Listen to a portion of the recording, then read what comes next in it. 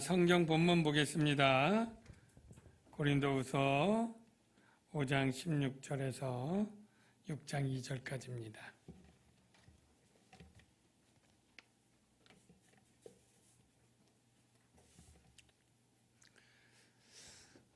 네, 제가 먼저 읽겠습니다. 그리고 회중석도 영상 한번 비춰주세요. 그러므로 우리가 이제부터는 어떤 사람도 육신을 따라 알지 아니하노라. 비록 우리가 그리스도도 육신을 따라 알았으나 이제부터는 그같이 알지 아니하노라. 그런즉 누구든지 그리스도 안에 있으면 새로운 피조물이라. 이전 것은 지나갔으니 보라 새 것이 되었도다. 모든 것이 하나님께로서 났으며 그가 그리스도로 말미암아 우리를 자기와 화목하게 하시고 또 우리에게 화목하게 하는 직분을 주셨으니 곧 하나님께서 그리스도 안에 계시사 세상을 자기와 화목하게 하시며 그들의 죄를 그들에게 돌리지 아니하시고 화목하게 하는 말씀을 우리에게 부탁하셨느니라. 그러므로 우리가 그리스도를 대신하여 사신이 되어 하나님이 우리를 통하여 너희를 권면하시는 것 같이 그리스도를 대신하여 간청하노니 너희는 하나님과 화목하라. 하나님이 죄를 알지도 못하신 이를 우리를 대신하여 죄로 삼으신 것은 우리로 하여금 그 안에서 하나님의 의가 되게 하려 하심이라. 우리가 하나님과 함께 일하는 자로서 너희를 권하노니 하나님의 은혜를 헛되이 받지 말라.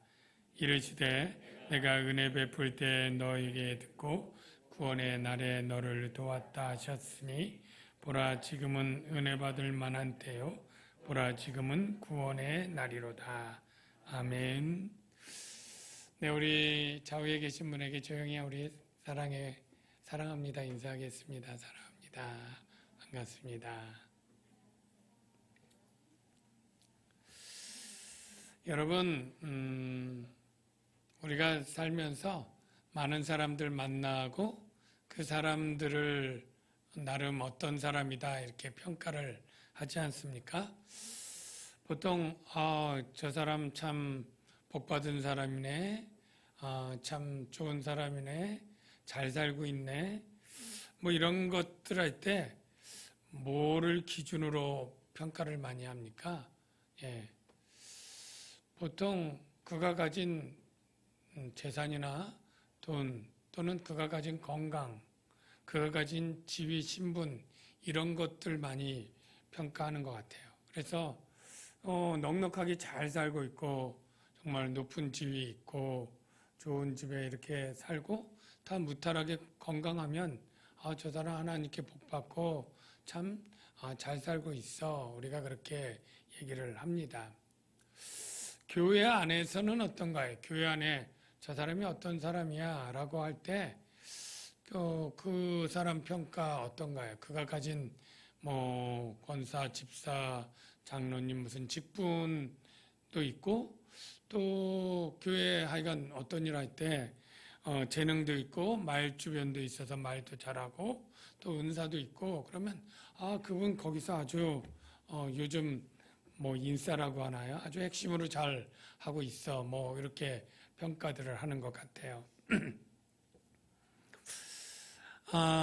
그런데 그런 평가들이 대부분 이제 세속적인 평가이고 육체적인 평가이기가 쉬워요. 오늘 본문에 사도 바울이 평가를 받고 있는데 바울은 사도임에도 불구하고 저 사람이 무슨 사도야 이런 비난을 받고 있어요. 그 받고 있는 이유가 뭐냐면 이 바울이 참 복도 없이 맨날 고생만 하고 환난 당하고 헐벗고 매맞고 이렇게 하거든요. 하나님의 사람이 왜 이렇게 고난을 많이 당해? 저 사도 아닌가 봐. 그리고 그들은 자랑하는 외모적인 자랑으로 자기는 유명한 사람도 알고 그들의 추천서도 있고 자기는 말주변과 웅변술이 좋은데 바울은 글은 좀 잘 쓰지만 좀 말주변이 그렇게 웅변조나 철학적이거나 이런 것들은 좀 아니거든요. 그러니까 이런 것들로 인해서 사도 바울이 참 사도의 자격이 없다고 평가를 받는 거죠. 그래서 사도 바울 오늘 시작이 그런 거예요. 우리가 이제부터는 어떤 사람도 육신을 따라 알지 아니하노라. 여기 육신을 따른다는 것은 바로 세상적인 평가 기준을 따라 우리가 사람을 알지 않겠다, 이렇게 얘기를 하는 건데요. 세상적 평가 기준으로 보면 예수님은 어떤 사람이에요? 참 존귀한 하나님의 아들이 아니라 저렇게 용모도 그렇게 예수님이 영화배우 예수님은 아주 멋진 사람이지만 실제 그러진 않았나 봐요. 게다가 맨날 인자는 머리 둘 것도 없다 이렇게 노숙하면서 다니니 그 몰골이 그렇게 썩 은혜롭거나 하지 않았을 수 있거든요. 당시에 로마 황제의 가문 사람도 아니고 최고 부유한 사두개인이나 대제사장 가문도 아니고 그냥 유대인으로 다니고 나중에는 어때요? 그렇게 막 헐벗고 굶주리다가 나중에 정말 채찍 맞고 십자가에 뻘거 벗겨서 죄수들과 함께 비참하게 죽음을 죽잖아요. 인간적 기준, 세상적 기준으로 존귀한 분, 성공적인 분 아니잖아요. 그런데 그 예수님이 부활하셨죠. 부활하시고 하나님의 눈부신 영광으로 다메섹 도상에서 바울을 만나게 되지 않습니까? 그때 그 인식이 바뀌면서 예수님의 그 수치와 고난과 이러한 고통의 삶이 바로 오히려 우리의 죄악을, 상처를 싸매고 치유하는 것이었고, 그의 비참한 죽음이 우리를 살리는 것이었고, 그가 받은 저주는 우리의 저주를 대신한 저주였고, 그가 하나님의 아들 메시아라고 하는 새로운 인식을 깨닫게 되는 거죠.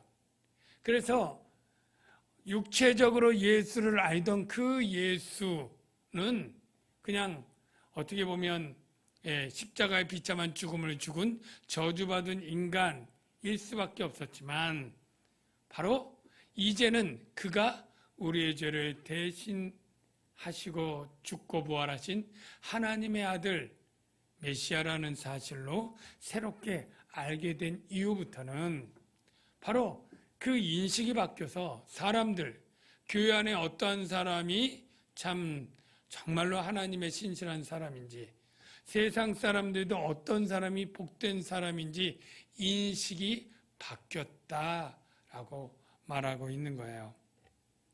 그러면 어떻게 인식이 바뀌었느냐?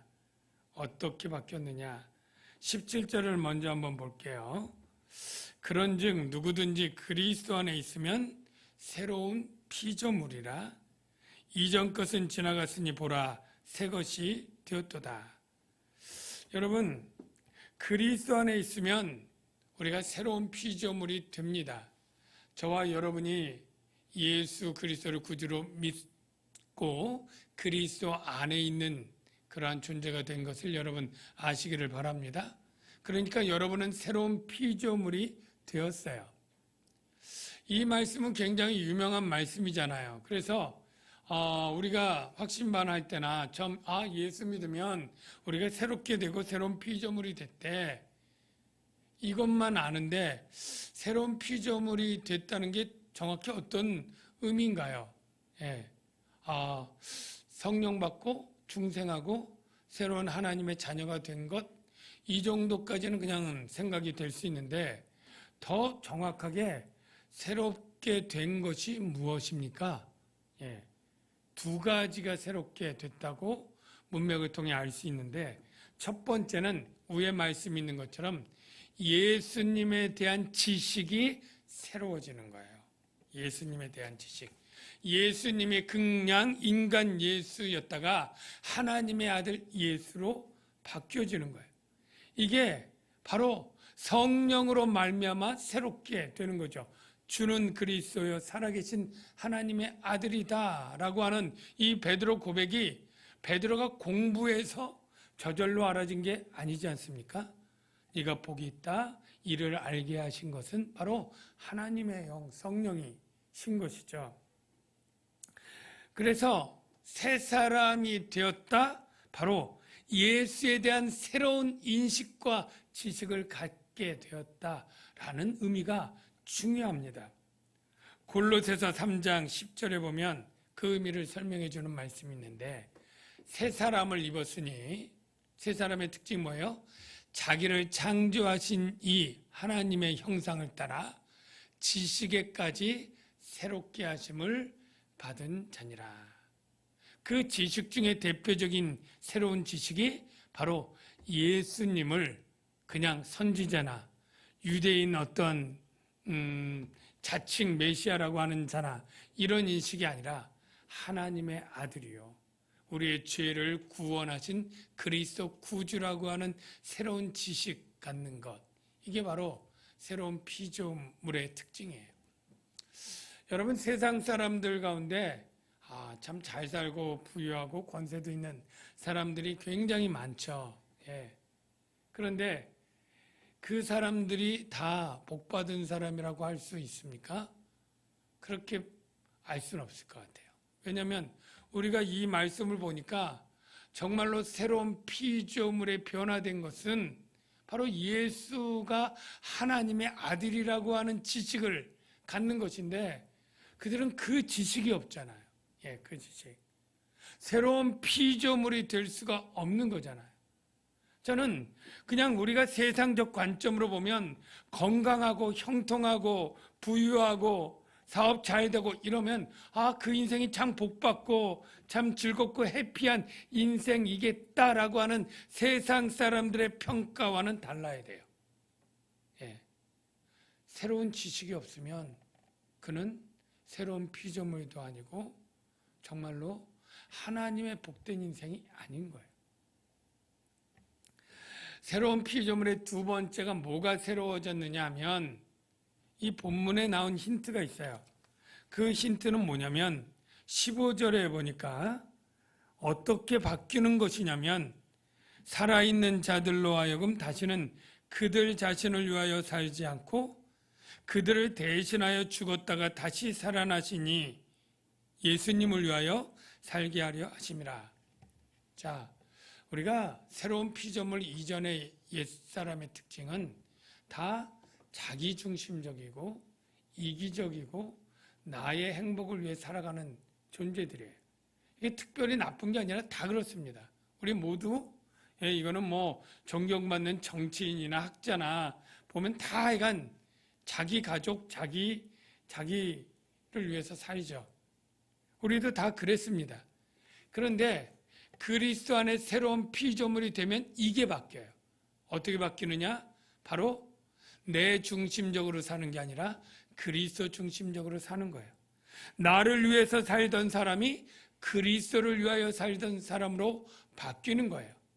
물론 나도 위하고 그리스도를 위하고 둘 다 좋으면 좋겠지만 그러지 않을 일에, 나를 좋게 할 거냐 그리스도를 좋게 할 거냐 선택에 있을 때 바로 새로운 피조물의 사람은 나는 좋지 않고 오히려 고난과 환난과 어려움을 당할지라도 주를 기쁘게 주를 위하여 사는 삶으로 바뀌는 거예요.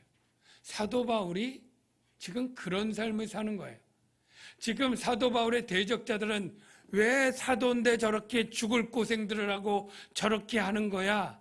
라고 하면서 사도의 자격이 없다고 운운하고 비난할 때 사도 바울은 육체로 보지 마라.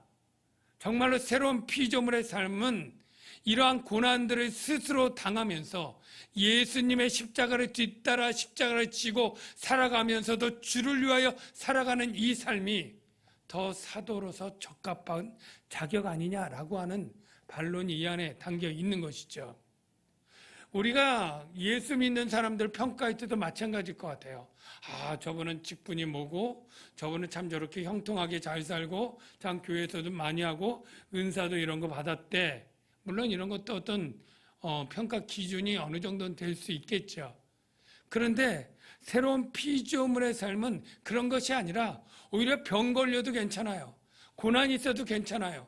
그런 가운데서도 주를 위해서 희생적이고 헌신적인 삶을 살아가는 삶, 주님이 명령한 것이라면 사랑과 공의의 실천을 위해서 정말로 순종하는 삶, 그런 삶을 살아가는 삶이 새로운 피조물에 합당한 삶이고, 그 사람이 잘 살고 있는 것이고 칭찬받을 삶을 살아가는 것이다 라는 것을 우리가 알아야 될 것입니다.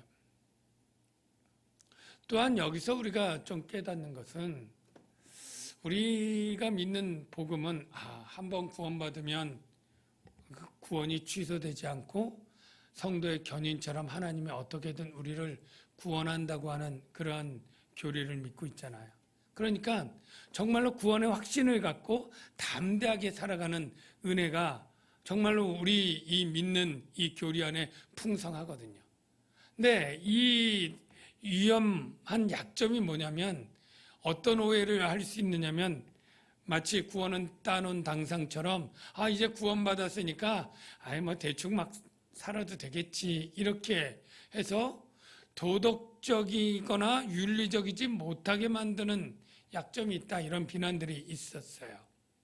그런데요, 여기 이 새로운 삶은 이전 것이 지나갔고 새 것이 되었다라고 할 때, 이 이전 것은 바로 이기적이고 죄성 있는 삶을 버리는 것을 포함하는 것입니다. 골로새서 3장 8절 9절 읽어보면 이렇습니다. 이제는 너희가 이 모든 것을 벗어버리라. 뭘 벗어버려요? 곧 분함, 노여움, 악의, 비방, 그리고 너희 입에 부끄러운 말, 너희가 서로 거짓말을 하지 말라. 옛사람과 그 행위를 벗어버리고. 새로운 피조물은 이전 것이 지나갔다고 할 때 그냥 과거의 삶이 아니라 과거의 삶에 도덕적으로 악했던, 이기적이었던 방식을 바꾸라는 것, 이게 새로운 피조물 안에 들어있는 거예요. 그래서 정말로 우리가 새로운 피조물로 살아갈 때 점점 더 성령의 능력을 힘입어서 하나님의 말씀을 더욱 순종하는 사람들로 변화되는 것, 이게 꼭 포함됩니다. 구원의 조건이 아니고 구원 얻은 자연스러운 결과로서 말이죠. 그래서 예수 믿고 새로운 피조물로 살아간다는 것은 더 도덕적으로 변화되는 삶을 살아가는 거예요. 더 순종적인 삶을 살아가는 거예요. 그 순종은 하나님이 우리에게 사랑을 명령하고 공의를 명령하잖아요.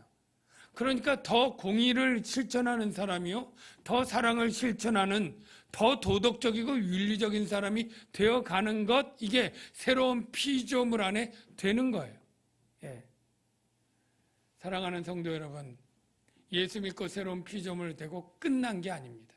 그것은 새로운 피조물로서 새로운 삶의 방식을 살아가는 건데, 예수님에 대한 새로운 인식을 갖는 것을 포함해서 더 사랑과 공의를 순종하는 실천적인 삶을 살아가는 그리스도인이 되는 것. 저와 여러분이 그러한 사람들이 다 되어야 될 줄로 믿습니다. 새로운 피조물이 되는 것은 어떻게 하면 될까요? 그렇게 되고 싶다, 애쓰고 노력하면 될까요? 안 됩니다. 우리 사람이 노력하고 애써서 새로운 피조물이 되는 것은 그 어떤 사람도 불가능해요. 안 됩니다. 새로운 피조물이 되는 유일한 방법은 하나님이 해주시는 거예요. 하나님이. 그 다음 말씀 18절, 모든 것이 하나님께로서 났으며, 우리가 새로운 피조물이 되는 것, 새로운 피조물로서 성령의 능력으로 삶의 방식을 살아가는 것, 예수님에 대한 새로운 인식이 생겨지는 것을 포함한 모든 것이 누구로부터 나요? 하나님으로부터. 인간으로부터 나지 않았다라는 거예요. 어떻게 하나님이 그렇게 새로운 피조물이 되게 했느냐 하면, 그 방법이 하나님이 누구로 말미암아요? 그리스도로 말미암아. 그리스도가 우리를 새로운 피조물이 되게 하는 유일한 통로예요. 이 통로를 통하지 않고는 절대 새로운 피조물이 안 돼요. 여러분 중에 그리스도로 말미암지 않고 새로운 피조물이 되셨다는 분이 혹 있을까요? 절대 없습니다. 다 그리스도로 말미암아.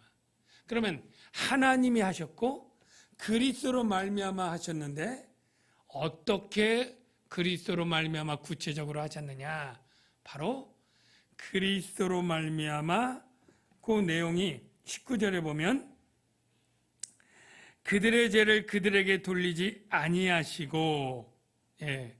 그리고 하나님께서 그리스도 안에 계시사 그런 표현이 있고요. 그리고 21절에 보면 하나님이 죄를 알지도 못하신 이를 우리를 대신하여 죄로 삼으신 것은 우리로 하여금 그 안에서 하나님의 의가 되게 하려 하심이라. 정리하면 하나님이 우리를 새로운 피조물이 되게 하려면 그리스도로 말미암아 대속의 죽음을 죽게 하고 우리와 화해하는 것입니다. 화해가 돼야 새로운 피조물이 돼요. 화목해야. 여러분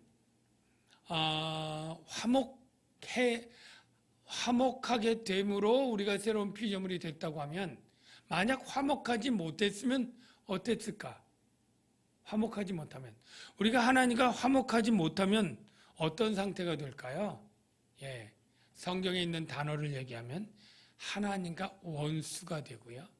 하나님의 진노 아래 있습니다.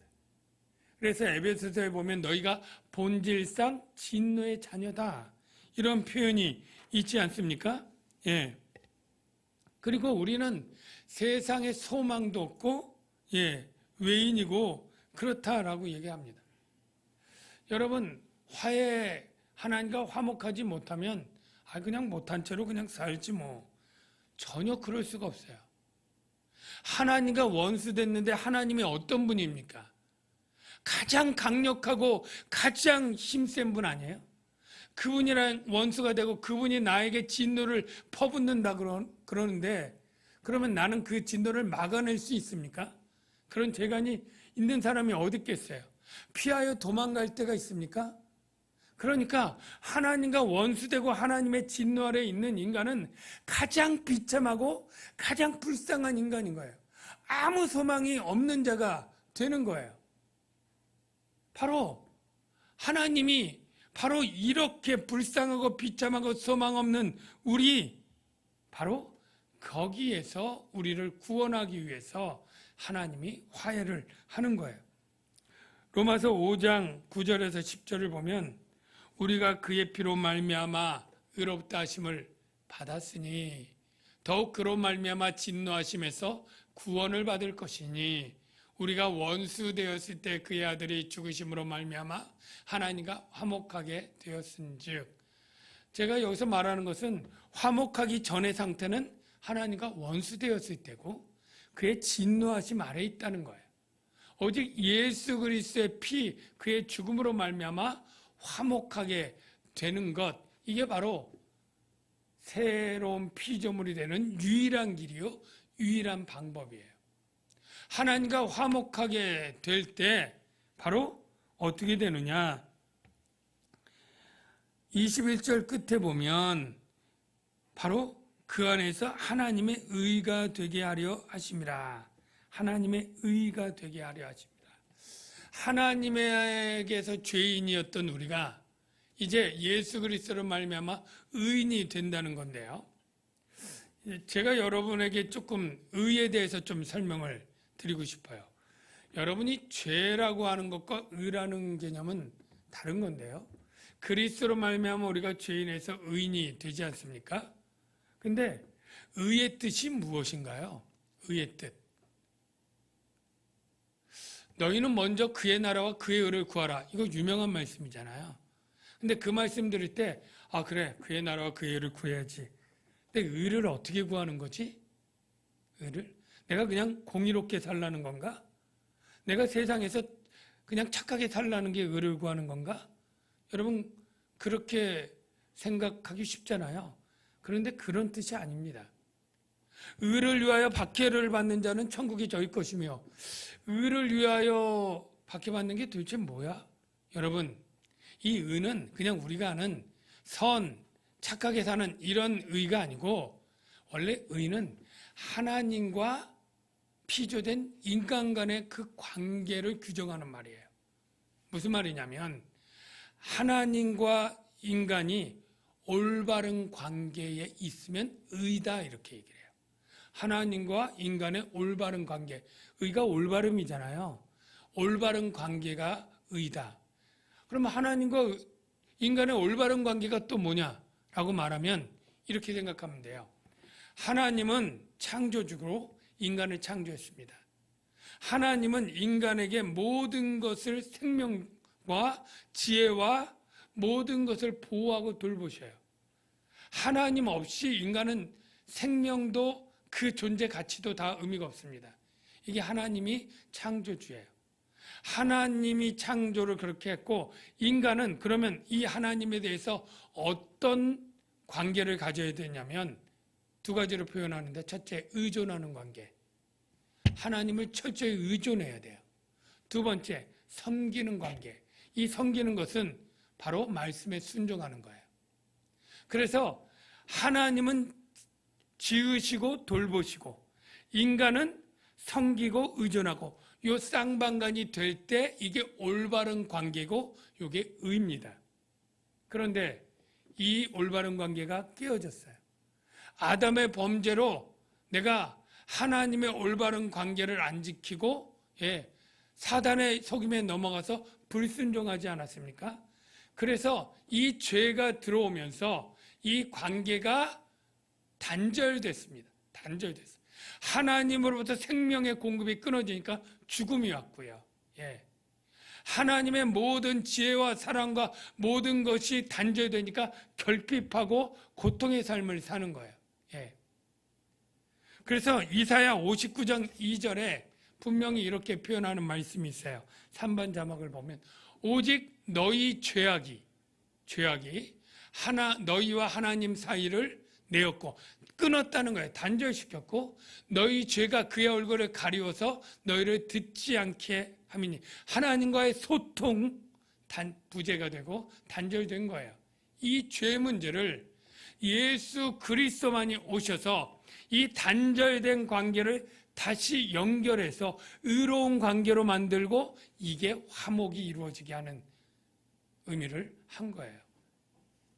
여러분, 우리가 화목해야 바로 하나님으로부터 생명을 다시 얻는 거예요. 하나님의 생명을 얻고 하나님의 나라에 들어갈 수 있고 영생과 부활의 영광을 다 누리는 거예요.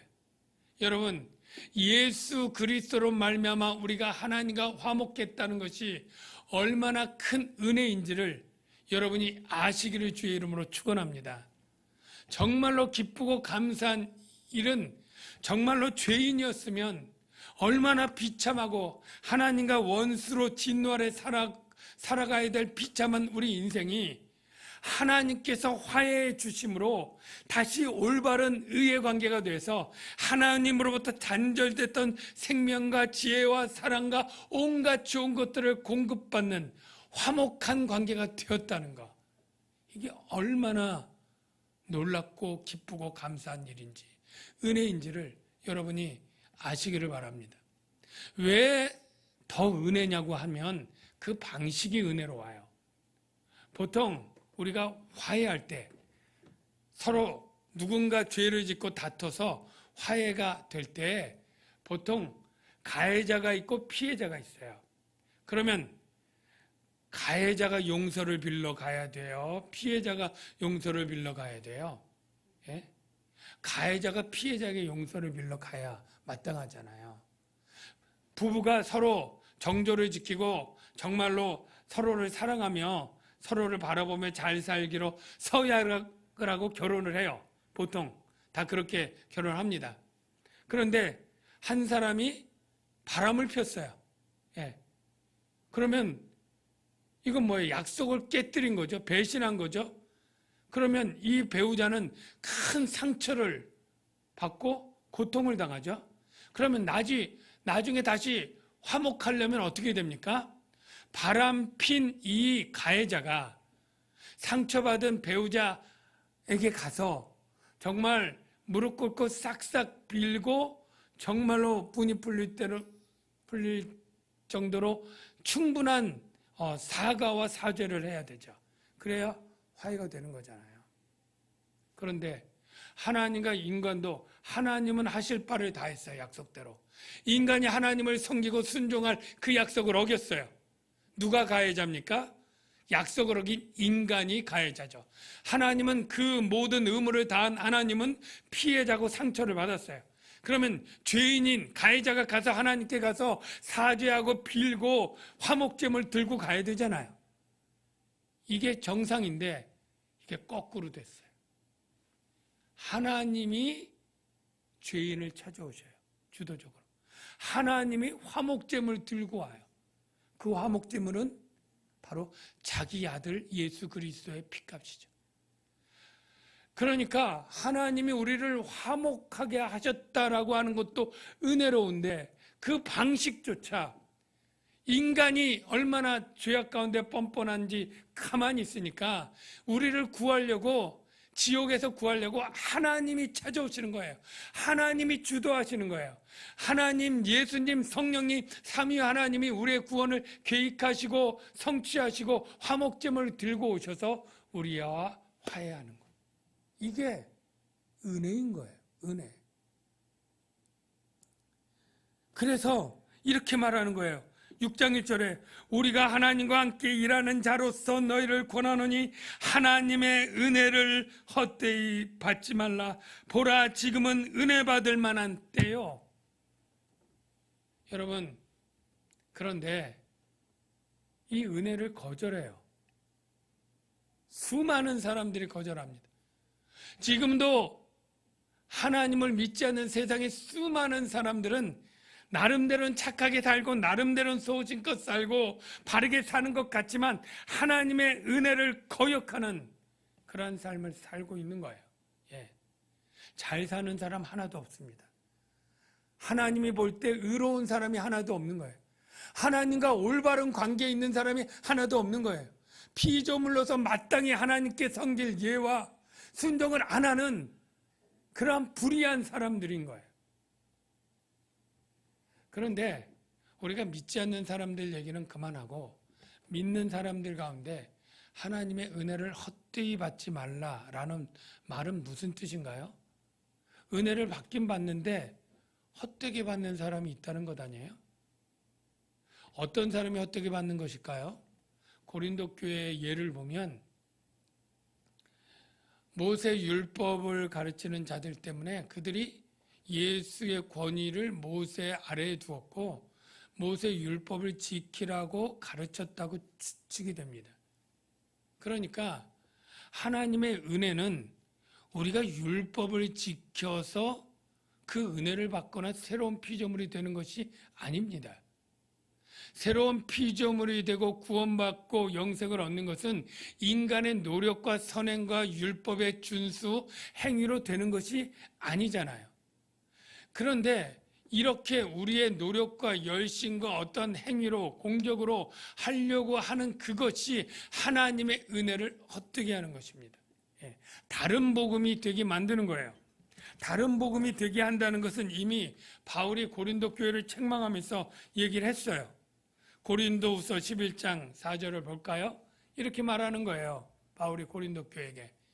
만일 누가 가서 우리가 전파하지 아니한 다른 예수를 전파하거나 다른 영을 받게 하거나 다른 성령이죠.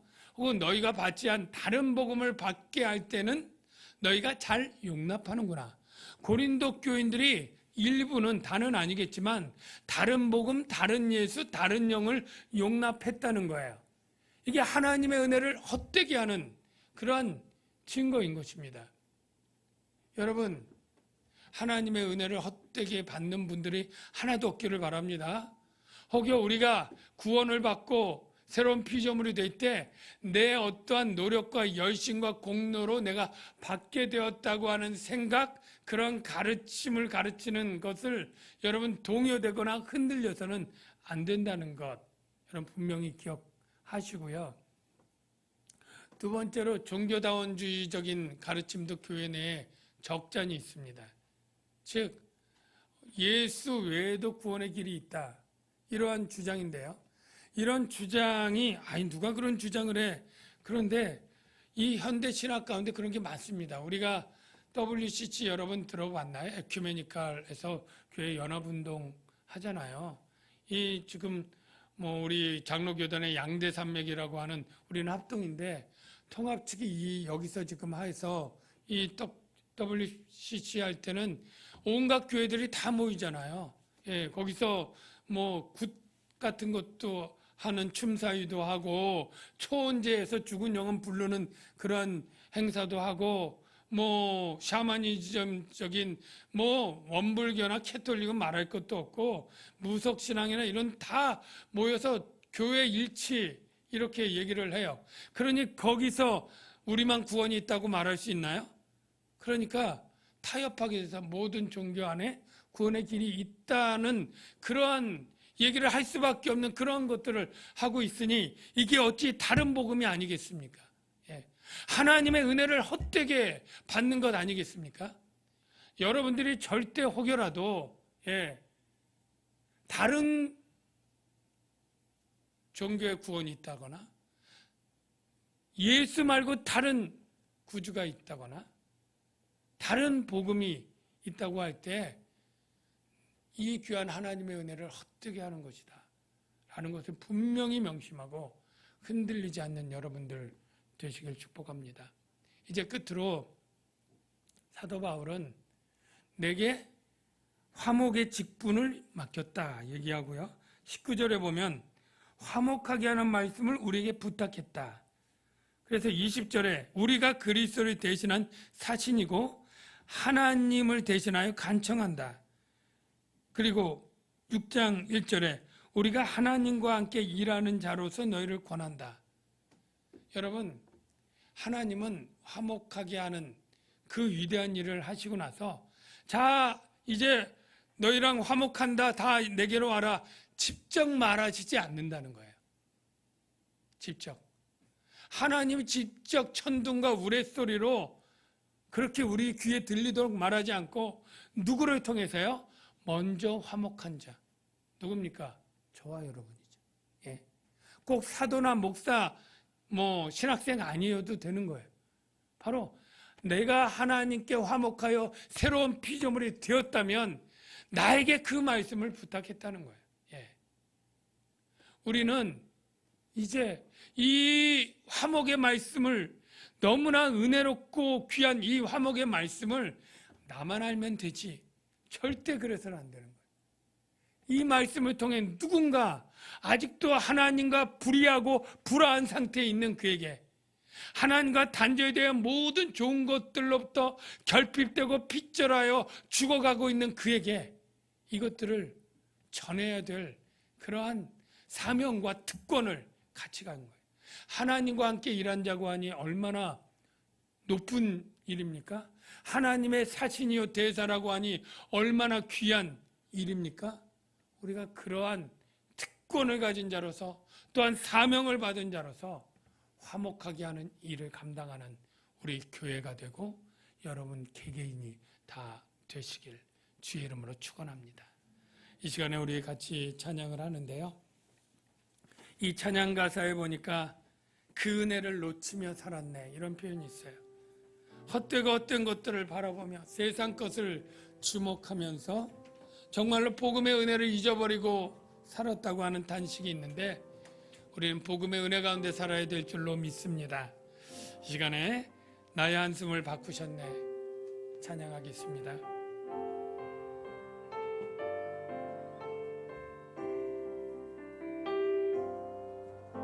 고달픈 삶의 은혜도 무뎌지고 곧 사라질 것에 내 맘 두네. 헛되고 헛된 것들을 바라보며 그 은혜를 놓치며 살았네. 주어진 삶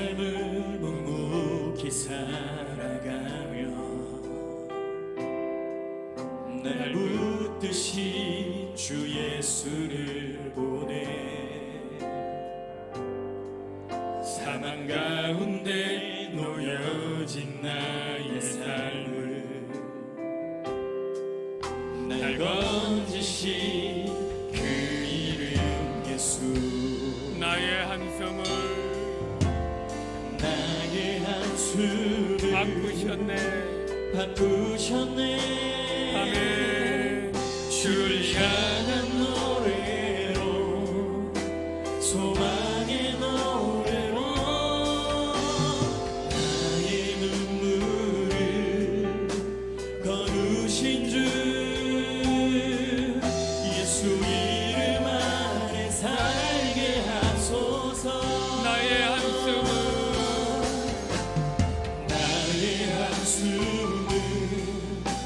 바꾸셨네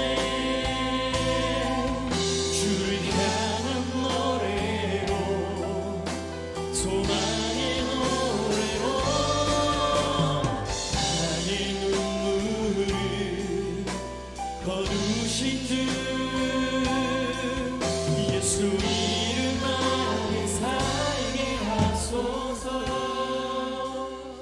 우리가 세상적인 관점으로 사람을 판단하고 또 행복을 판단하고 헛되고 헛된 것들을 주목하고 낙심하는 경우가 참 많죠.